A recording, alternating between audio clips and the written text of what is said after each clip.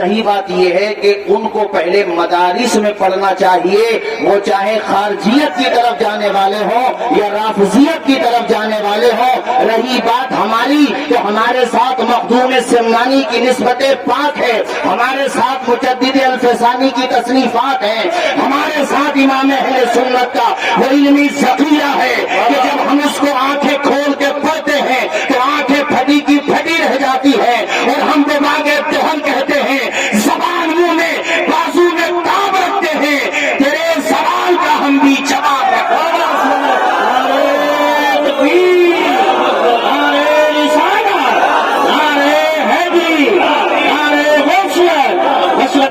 غوث العالم محمود سبحانی تارک السلطنت سیدنا مخدوم اشرف سمنانی المتوفی 828 ہجری، آپ با تصرف بزرگ ہیں اور آج بھی تصرف کرتے ہیں۔ جس کا بھوت کہیں نہ اترتا ہو اسے مخدوم پاک کے دربار میں لے جاؤ، اتر جائے گا بھوت اس کا۔ ہمارے سامنے حضرت کے ارشادات، فرمودات اور آپ کی تحریریں موجود ہیں، ہمیں بھٹکنے کی بالکل ضرورت نہیں۔ بعض لوگ یہ سمجھتے ہیں کہ اعلیٰ حضرت نے جو لکھا ہے وہ ان کا اپنا تفرد ہے یا انہوں نے کوئی نئی بات بیان کی ہے۔ کاش وہ مخدوم پاک کے ارشادات پڑھ لیں تو ان کو بالکل وہی نظر آئے گا جو مخدوم پاک نے کہا، اسی کو تفصیل کے ساتھ اعلیٰ حضرت نے کہا ہے، کوئی فرق نہیں۔ عقائد میں سب ایک تھے، ایک ہیں اور انشاءاللہ ایک رہیں گے۔ مجدد الفسانی ہمارے لیے آئیڈیل ہیں، ان کا بھی یہی ہے۔ شاہ عبدالحق محدث دہلوی، شاہ ولی اللہ، آپ اکابر کو لیجئے، سب بالکل وہی ہے۔ عقائد میں کوئی رتی برابر بھی ادھر سے ادھر نہیں ہے۔ یہ مکسنگ فکسنگ بعد میں شروع ہوئی ہے، یا تو اس وجہ سے کہ مطالعہ نہیں ہے یا پھر کوئی اور وجہ ہوگی۔ بہرحال میں تو حد ادب میں رہتے ہوئے عرض کروں گا کہ تاریخ السلطنت حضور مخدوم پاک کی چوکھٹ پہ آؤ اور پڑھو حضرت کے ارشادات کو۔ آپ کا رسالہ قبریہ دستیاب ہے۔ آپ نے کیا ارشاد فرمایا؟ صحائف اشرفی میں بھی ہے، مختلف کتب میں ہے۔ کیا ارشاد فرمایا آپ نے؟ آپ نے فرمایا کہ افضل البشر بعد الانبیاء بالتحقیق ابو بکر صدیق ہیں۔ سبحان اللہ، سبحان اللہ، سبحان اللہ، بے شک سبحان اللہ۔ یہ مخدوم پاک نے لکھا ہے، اور اس کے راوی اگر میں نعرہ تکبیر، نعرہ رسالت، نعرہ غوثیت، مسلک اعلیٰ حضرت، اگر میں اعلیٰ حضرت حضرت مولانا انتظار صاحب قبلہ، علماء اہل سنت، فیضانی جمالی، عرس جمالی، عرس جمالی، فیضانی مخدوم سمنا، حضرت مولانا انتظار صاحب قبلہ قادری، علماء اہل سنت۔ آئیے تشریف لائیے۔ پہلی بات تو یہ ہے کہ یہ متفق علیہ چیز ہے، اس میں کوئی اختلاف ہی نہیں ہے۔ اس کا نام پیش کیا، بولیے، قدوۃ السالکین تاریخ السلطنت غوث العالم حضرت سیدنا مخدوم اشرف سمنانی کا۔ کیا فرمایا آپ نے رسالہ قبریہ میں؟ آپ کی تصنیف ہے، آپ نے اپنے مریدین کو جو وہاں موجود تھے، ان کو جو غائبین تھے، ان کو بطور تحریر یہ نصیحت کی کہ یہ عقیدہ رکھو، ضروریات اہل سنت سے ہے کہ افضل البشر بعد الانبیاء ابو بکر صدیق ہیں۔ ارے بولو نا یار زور سے۔ ہمیں اس نسبت پہ ناز ہے تو اس عقیدے پہ بھی ناز ہے۔ نسبت پہ ناز ہے تو عقیدے پہ بھی ناز ہے۔ کوئی نیا اگر پروڈکٹ لاتا ہے تو وہ دلیل لے کر کے آئے، ہمارے پاس تو مخدوم پاک ہیں۔ کوئی اس کے خلاف عقیدہ اگر لاتا ہے تو وہ دلیل دے۔ اور دلائل میں کیا ہے سوائے تفردات کے؟ ایک بات بتاؤں میں آپ کو، ہر کسی کا الگ فیلڈ ہوتا ہے۔ میں ایک عالم آدمی ہوں، میکینک نہیں بن سکتا. اگر میں انجینئر کو مشورہ دوں گا اس کو برا لگے گا، یار تمہارا فیلڈ الگ ہے میرا فیلڈ الگ ہے. تو جس کو راج مرجو کا فرق نہ ہو، جو اصول تطبیق نہ جانتا ہو، جو ناسخ و منسوخ نہ جانتا ہو، جو اقوال متفاوتہ میں تطبیق دینا نہ جانتا ہو، صحیح بات یہ ہے کہ ان کو پہلے مدارس میں پڑھنا چاہیے، وہ چاہے خارجیت کی طرف جانے والے ہوں یا رافضیت کی طرف جانے والے ہوں. رہی بات ہماری تو ہمارے ساتھ مخدوم سمنانی کی نسبت پاک ہے، ہمارے ساتھ مجدد الفسانی کی تصنیفات ہیں، ہمارے ساتھ امام اہل سنت کا وہ علمی ذخیرہ ہے کہ جب ہم اس کو آنکھیں کھول کے پڑھتے ہیں تو آنکھیں پھٹی کی پھٹی رہ جاتی ہے، اور ہم دماغ دہن کہتے ہیں، زبان منہ میں بازو میں تاب رکھتے ہیں، تیرے سوال کا ہم بھی جواب رکھتے ہیں.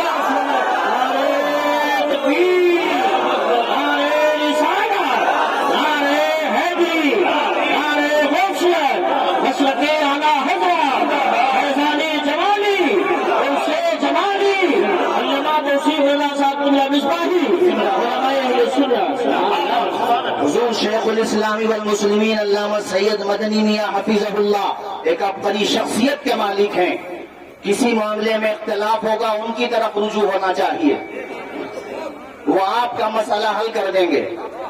آپ پہنچیے حضرت کی بارگاہ میں اور عرض کیجئے، حضور رسالہ قبریہ میں یہ مخدوم پاک نے لکھا کہ نہیں لکھا، یا اور بھی کسی صاحب جو سجاد دان ہے جو آپ کی آل پاک سے پوچھ لیجئے. خدا کی قسم جب مخدوم پاک نے یہ لکھ دیا تو کسی کو حق نہیں ہے کہ وہ اس سے روگردانی کرے. جو آپ نے لکھا اس پر آنکھیں بند کر کے ہمیں یقین کرنا چاہیے، چونکہ یہ مخدوم پاک کا تفرق بھی نہیں، یہ الگ سے رائے قائم نہیں کی ہے، بلکہ قرآن و سنت کی روشنی سے جو عقیدہ ملا ہے وہی مخدوم پاک نے بیان کیا، وہی مجدد الفسانی نے بیان کیا، وہی امام احمد رضا نے بیان کیا، وہی تاج الفتح البدایونی نے بیان کیا، وہی اجمل العلماء نے بیان کیا، اور وہی مفتی اعظم راجستھان حضرت مفتی اشفاق نے بیان کیا. وہی آپ کی بستی کا جبل شامل حضرت سید قمر الدین نے بیان کیا. عقیدہ نہیں ہے، یہ وہی عقیدہ ہے جو مولا علی شیر خدا کا عقیدہ ہے، یہ وہی عقیدہ ہے جو امام حسن کا عقیدہ ہے، امام حسین کا عقیدہ ہے. اس لیے تفضیلیت کا دروازے پر ہمیں تفضیلیت کے تابوت میں آخری کیل ٹھوکنا پڑے گی، ورنہ یہی تفضیلیت کل کو رافضیت کی راہ اپنا لیتی ہے.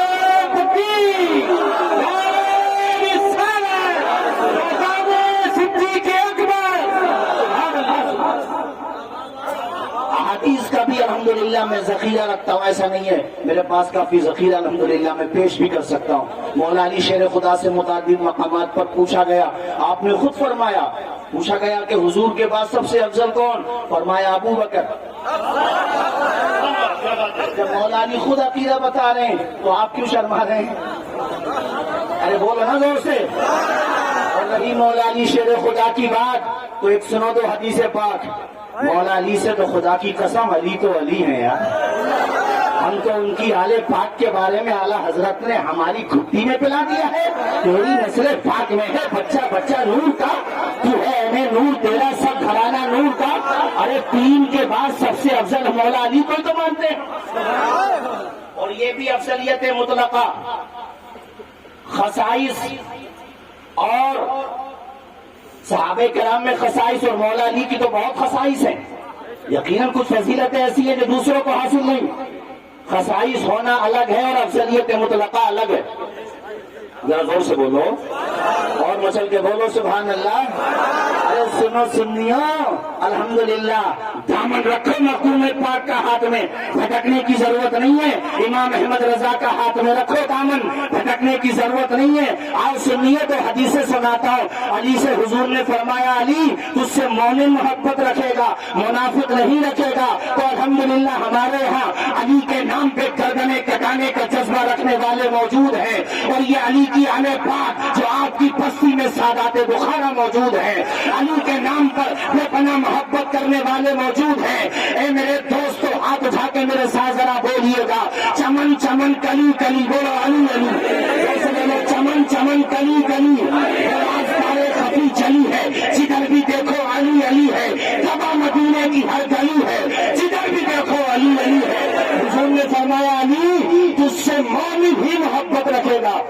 मुनाफिक नहीं रखेगा। हम मोहब्बत रखते हैं मतलब मुनाफिकत नहीं है। और हुजूर ने उमर से क्या फरमाया? नहीं बोलोगे जोर से सुभान अल्लाह। मैं चाहता हूँ खानदान भी जरा साथ रहे। ये दरसगाही माहौल कम मिलता है कारी साहब।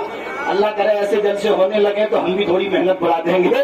तवज्जो फरमाइए हजरत, मैं ये अर्ज कर रहा हूँ कि हुजूर ने उमर से फरमाया, ऐ उमर जिधर तू उधर शैतान नहीं आएगा। हमारे हाथ में दोनों का था। हुजूर ने फरमाया उमर तू जिधर उधर शैतान नहीं। कुछ लोग हज करने गए, वो कौकब नूरानी साहब ने बयान किया ये वाकया। तो वहाँ मस्जिद नबवी में खुलफाए राशिदीन के नाम से दरवाजे हैं, बाब अबू बकर, बाब उमर, बाब उस्मान, बाब अली। तो कुछ लोग वहाँ हजरत उमर के नाम से जो दरवाजा है ना, तो वहाँ खड़े होकर अंदर एंट्री नहीं कर रहे थे। सुन्नियों ने पूछा भाई अंदर क्यों नहीं जाते?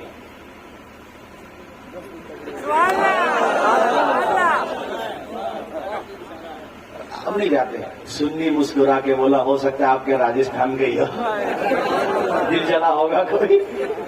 मुस्कुरा के बोला बेटे तुम जा भी नहीं सकते, इसलिए कि हुजूर ने फरमाया जहां उमर होता है वह शैतान नहीं जाता है। खानदान वाले भी जोर से बोलना।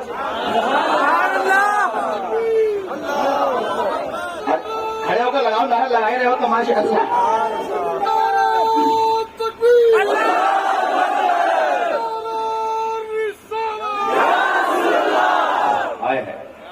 क्या कहा है? जहां उमर होगा वहां शैतान। हमारे वहां शैतान भी नहीं है, इसलिए कि उमर की मोहब्बत है। मुनाफिक भी नहीं है क्योंकि अली की मोहब्बत है। जरा ऊंचा बोलो। तकजीमी भी नहीं है चूंकि अबू बकर को अफजल बशर मानते हैं। जरा ऊंचा बोलो, ऊंचा बोलो।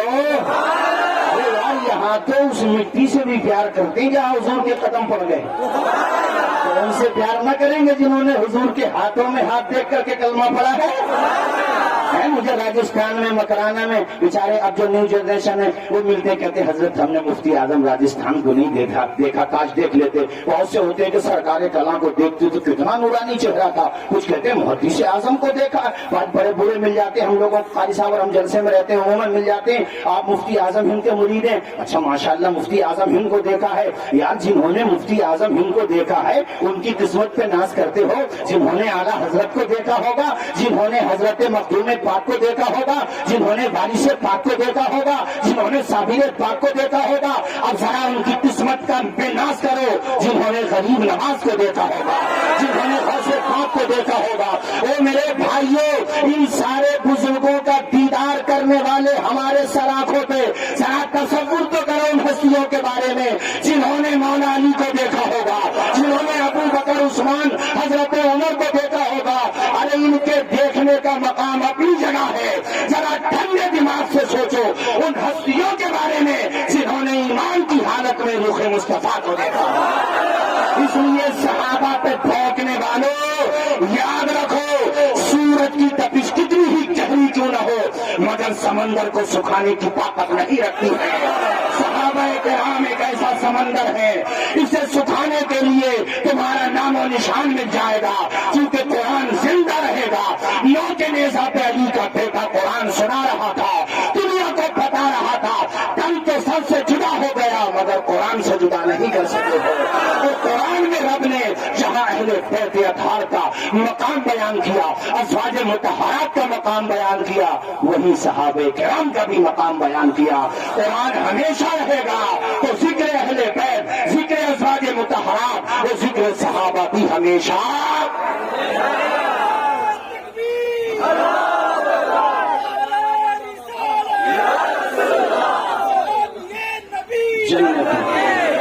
खुश रखे भाई, ये नारे भाईजान ने याद दिला, अपने जलसों में लाजिम कर लो एक नारे हैदरी बोलो या अली। अबे अली वाले हम ही तो हैं, हम ही तो हैं। अल्हम्दुलिल्लाह कलेजे पे बर्फ पड़ती है, सुकून मिलता है, ऑक्सीजन मिलता है, आनंद मिलता है। तो नारे हैदरी भी लाजिम करो और एक नारा हर सहाबी नबी बोलो जन्नती जन्नती। आवाज आए मैं दोनों नारे लगाता हूँ, नारे हैदरी, नारे पूरे राजस्थान ہندوستان میں پھیلا دو اس نعرے کو، نعرہ حیدری، نعرہ صحابی نبی۔ ماشاء اللہ، لگ رہا ہے مجمع بیدار ہے، سبحان اللہ، جنت میں جانے کو تیار ہے ماشاء اللہ۔ ذرا زور سے بولو، ہر صحابی نبی کل کو کوئی پوچھے یہ نیا نعرہ مولانا توصیف رضا صاحب لگوا کے چلے گئے، نیا نہیں ہے، بھول گئے تھے، یہ قرآن کی آیت کا ترجمہ ہے۔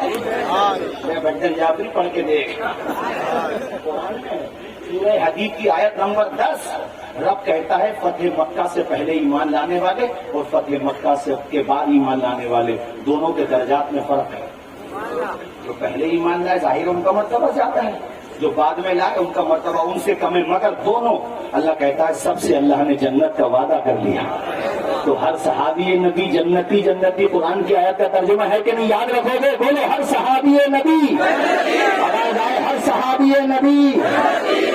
مسئلہ کلیئر کرتا چلوں یار، نہ ہمارے یہاں منافقت پائی جاتی ہے نہ شیطانیت پائی جاتی ہے، کیونکہ یہاں علی بھی ہیں، عمر بھی ہیں۔ اب بخاری کی حدیث سن، پتا چلے گا۔ اور میں تو کہتا ہوں بڑے ادب کے ساتھ سب سے کہتا ہوں، وہ تو پر سبیل تذکرہ کچھ جملے آ جاتے ہیں بیداری کے لحاظ سے، ورنہ ہم تو یہ چاہتے ہیں کہ آؤ مخدوم پاک کے مسلک پہ آ جاؤ۔ یہ فرعی معاملہ نہیں ہے، یہ اعتقاد کا معاملہ ہے۔ نہ ضروریات اہل سنت کو چھوڑو اور ضروریات دین کو چھوڑنے کا تو سوال ہی پیدا نہیں ہوتا۔ ضروریات اہل سنت کو چھوڑنے سے ضروریات دین کے خلاف آدمی کا ذہن بن سکتا ہے۔ پکڑے رہو مضبوطی کے ساتھ۔ رہی تفردات کی بات تو تدوین قرآن استاذ گرامی علامہ محمد احمد مصباحی کی پڑھ کے دیکھو، آپ کا ذہن کھل جائے گا کہ تفردات تو ضروریات دین کے مقابلے میں مل جاتے ہیں۔ اقوال شاذہ کو کیوں دلیل بناتے ہو یار؟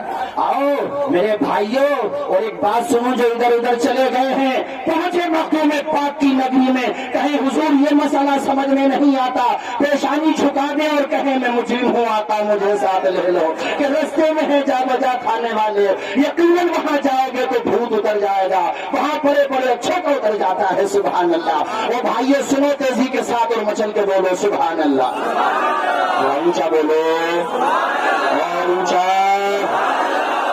ایک بات اور سنو، دیکھو اس بات کو یاد رکھنا، ہمارا مقصد نہ تو انتشار پھیلانا ہے، ہم تو بس یہ چاہتے ہیں کہ بعض احباب جو مطالعہ نہ ہونے کی وجہ سے یہ ضدیت میں غلط راستے پہ چلے گئے ہیں، ان سے گزارش ہے کہ اپنے بزرگوں، ہم سب اپنے اپنے بزرگوں کے ارشادات کو پڑھیں، اس کو سمجھیں۔ مخدوم پاک سے بڑھ کے کون ہو سکتا ہے تمہارے لیے؟ ہم سب کے۔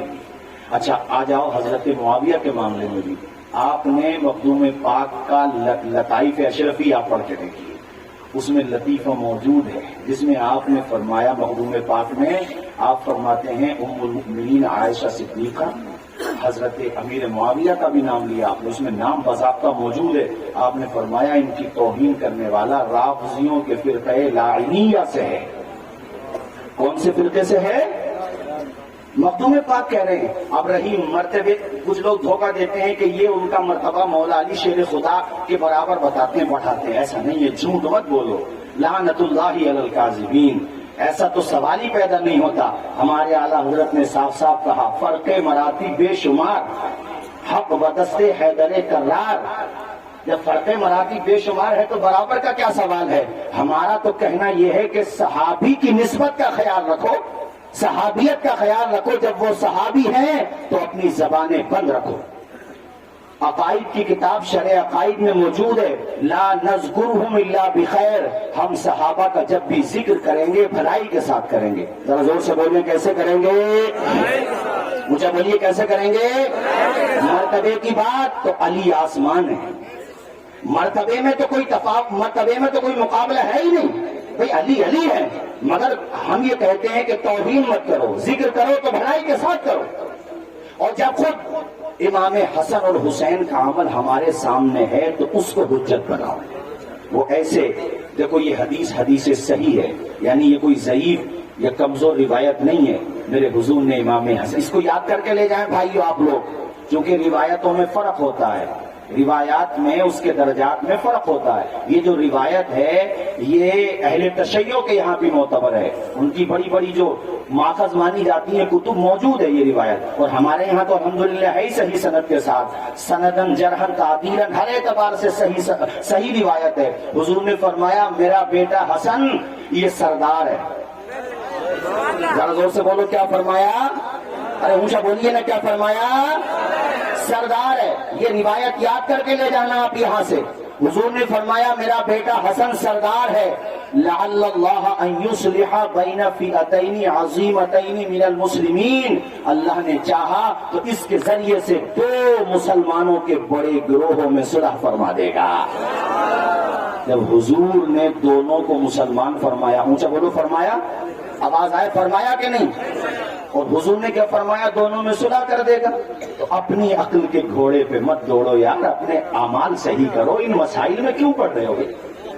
کفے لسان کا حکم ہے خاموش رہو.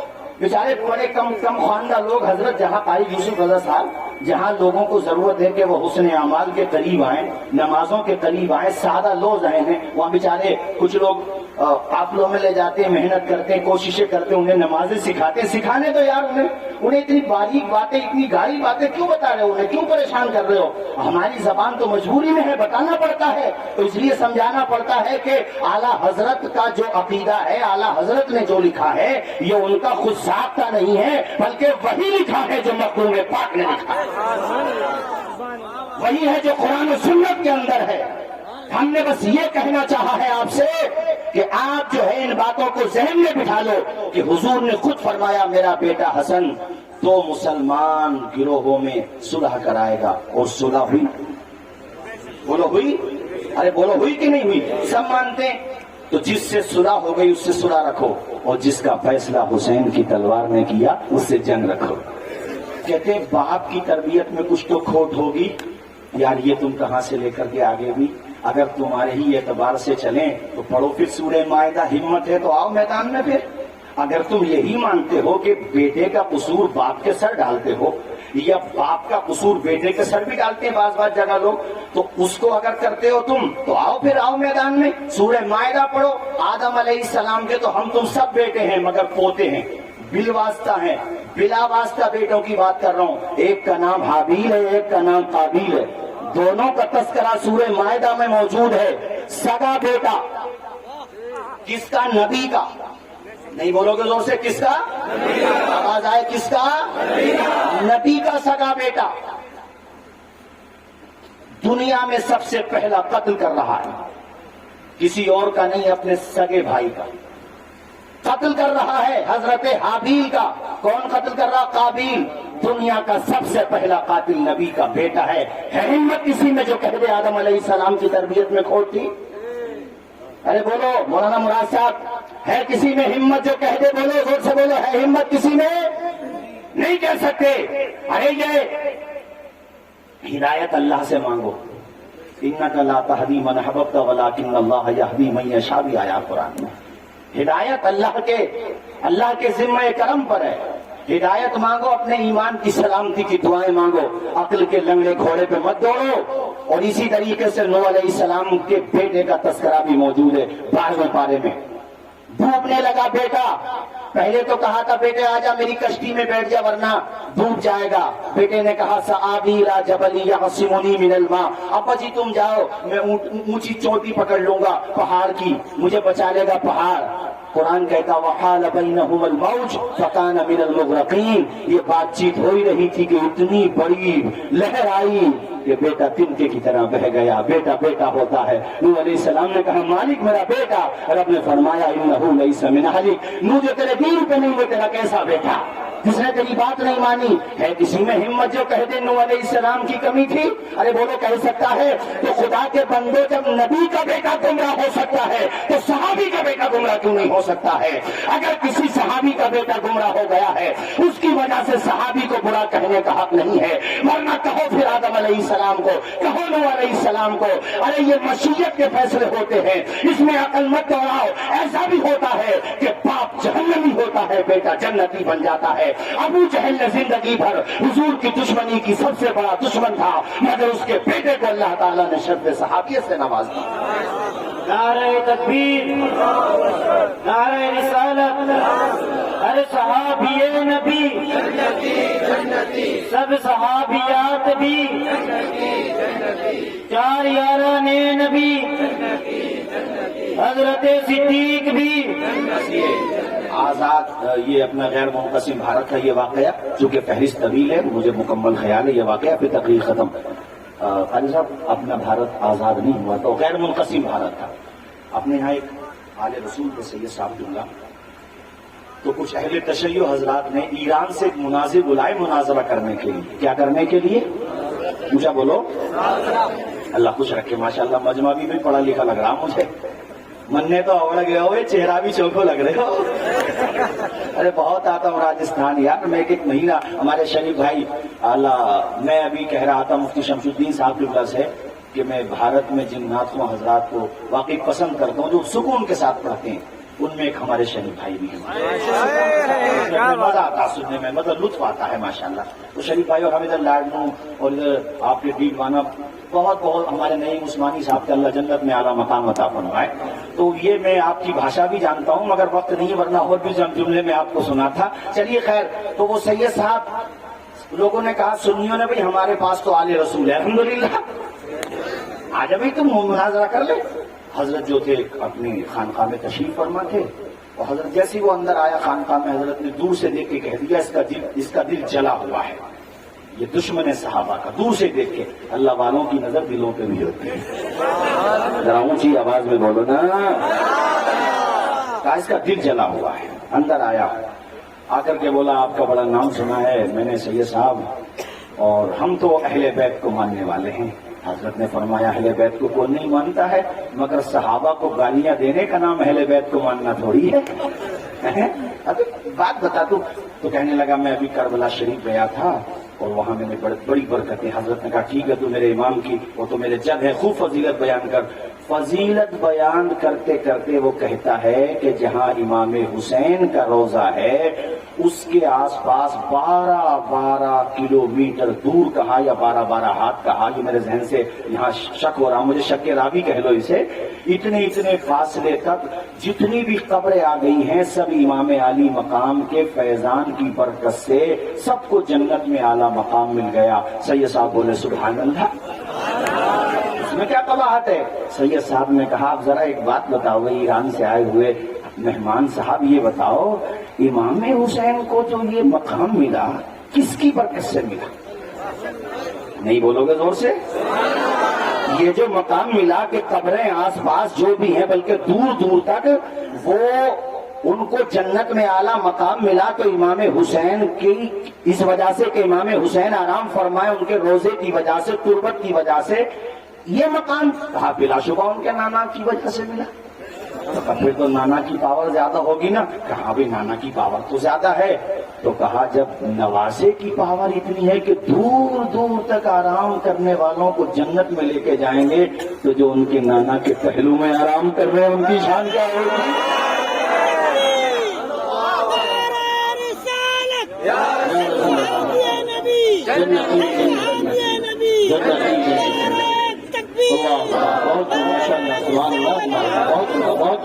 ارے بات سمجھ میں آئی کہ نہیں آئی آپ لوگوں سب کے؟ ارے بات سمجھ میں آئی؟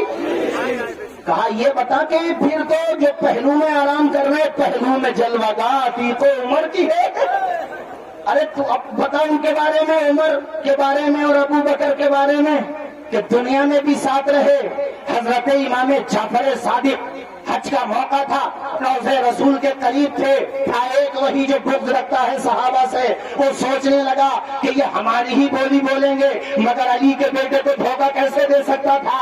حضرت امام جعفر صادق سے آ کر کے وہ کہنے لگا حضور ان کے بارے میں کیا کہتے ہیں، ان کا مقام کیسا ہے؟ ابو بکر اور عمر کا امام جعفر صادق نے فرمایا دیکھ نہیں رہا ہے کیسا مقام ہے؟ ارے تجھے نظر نہیں آ رہا ہے؟ اور یہ بخاری شریف کی صحیح حدیث ہے کہ حضرت عمر فاروق اعظم کا جب انتقال ہو گیا، وصال ہو گیا، اور آپ کا جسد اطہر تخت پر رکھا ہوا تھا، وہاں پر حضرت مولا علی شیر خدا تشریف لائے، آنکھوں میں آنسو ہیں، سب رو رہے ہیں، آپ بھی رو رہے ہیں، اور آپ نے کہا یا اللہ میرے بھائی عمر کی آخری آرام گاہ حضور کے پہلو میں بنا دیں۔ یہ محبت نہیں کہو گے تو کیا کہو گے؟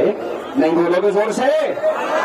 یا اللہ میرے بھائی ابو بکر کی آخری آرام گاہ ان کے دونوں دوستوں یعنی ابو بکر اور حضور کے پاس، چونکہ میں نے حضور کو بارہا سنا، جبکہ ابو بکر اور عمر ساتھ نہیں ہوتے تھے، مگر حضور جب بھی ذکر کرتے تھے دونوں کا ساتھ دیا کرتے تھے، تو یا اللہ جیسے حضور نے دنیا میں ساتھ رکھا ویسے ہی ساتھ کر دے، اور ایسا ہی ہوا۔ علی کی دعا اور قبول نہ ہو، حضرت عمر کی آخری آرام گاہ پہلو مصطفیٰ ہو گئی۔ تو یہ جو انگلیاں اٹھاتے ہیں، میں ان کی بات کر رہا ہوں جو اٹھاتے ہیں، کسی کے بارے میں بدگمانی نہیں کر رہا ہوں، میرے کہنے کا مقصد صرف اتنا ہے بھائیوں، وقت ہوتا تو تفصیل سے بیان کیا جاتا، آپ اتنا سمجھ لیجئے کہ اعلیٰ حضرت نے جو معتقدات ہمیں دیے ہیں یہ کوئی الگ سے نہیں ہے۔ آپ پڑھ لو مجدد الفسانی کو، آپ پڑھ لو شاہ عبدالحق محدث دہلوی کو، اور آپ پڑھ لو مخدوم پاک کو، جو وہاں ملے گا وہی یہاں ملے گا۔ اس لیے بھائی صاحب آنکھیں بند کر کے پیچھے کھڑے رہو، اسی میں بھلائی ہے، ورنہ در بدر ٹھوکریں کھاؤ گے۔ تو ہم تو ایک بات جانتے ہیں سیدھی سی، جو ہمارے ابھی ہم سے پیش و خطیب بہت اچھا بیان کر رہے تھے، حضرت نے کہا تھا اہل سنت کا ہے بیڑا پار، اصحاب حضور نجم ہے اور ناؤ ہے، اطرت رسول اللہ کی چھوڑ جاؤں گا میں کربلا کا پھر سے سبق چھوڑ جاؤں گا، ذہنوں کی تیرگی کو مٹانے کے واسطے احساس کی رگوں میں شفق چھوڑ جاؤں گا، دے کر بلندیوں کا سبھی کو میں حوصلہ، پروازی فضا کا حق چھوڑ جاؤں گا، پڑھنے کے بعد جاگ اٹھیں گے تمام لوگ، تاریخ میں میں ایسا برق چھوڑ جاؤں گا، قدم کی خاک آنکھوں کا پانی چھوڑ جاؤں گا، میں دریا ہوں بہاؤ میں روانی چھوڑ جاؤں گا، اور مجھے معلوم ہے آخر کسی دن تیری دنیا سے، یہ شعر سید قمر الدین صاحب کی طرف سے پڑھ رہا ہوں، مجھے معلوم ہے آخر کسی دن تیری دنیا سے چلا جاؤں گا، پر اپنی کہانی چھوڑ جاؤں گا۔ السلام علیکم۔